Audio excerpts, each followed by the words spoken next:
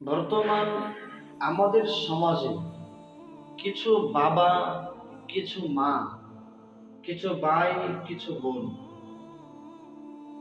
তারা যে পরিমাণে হারাম পথ বেছে নিয়েছে, যদি তারা এইভাবেই চলতে থাকে, তাহলে যদি আল্লাহ তাআলা আমাদেরকে দয়া না করে, মায়া না করে, তাহলে আমাদের যে কি হবে একমাত্র আল্লাহ তাআলা ভালো জানেন।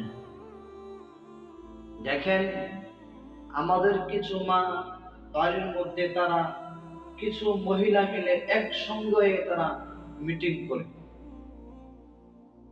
আর কিছু বাবা আর কিছু আমাদের বয়সী কিছু যুবক ভাই তারা দোকানের মধ্যে, আর আমাদের বাবার বয়সী, দাদার বয়সী তারা দোকানের মধ্যে একসঙ্গে হয়ে তারা মিটিং করতেছে। ইরান যুদ্ধ হয়। এই ইরানের মুসলমানদের কি অবস্থা, এই অবস্থা দেখে তাদের খুব কষ্ট হয়। এই কষ্টের জন্য তারা নামাজের সময় নামাজ না পড়ে আজানের সময় তারা একসঙ্গে দোকানের মধ্যে বসে বসে মিটিং করতেছে। যদি তোমার ইরানের মুসলমানদের প্রতি যদি তোমার এত মায়া হয়, তাহলে তুমি মসজিদে আসো না কেন? তুমি মসজিদে আসো, নামাজ পড়ো, আল্লাহ তাআলার কাছে তাদের রহমতের জন্য তুমি দোয়া করো। তুমি এইটা দোয়া না করে তুমি দোকানের মধ্যে বসে বসে তুমি মিটিং করতেছো, তুমি আড্ডা দিচ্ছ। নামাজের সময় আজান হয়েছে, তারপরেও তোমার দোকানের টিভি তুমি বন্ধ করো নাই।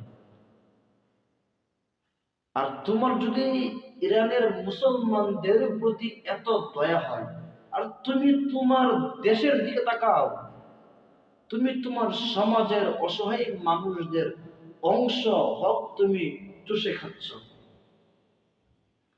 তুমি তোমার আপন ভাইয়ের হক তুমি নষ্ট করতেছ, তুমি তোমার আপন বোনের হক নষ্ট করতেছ।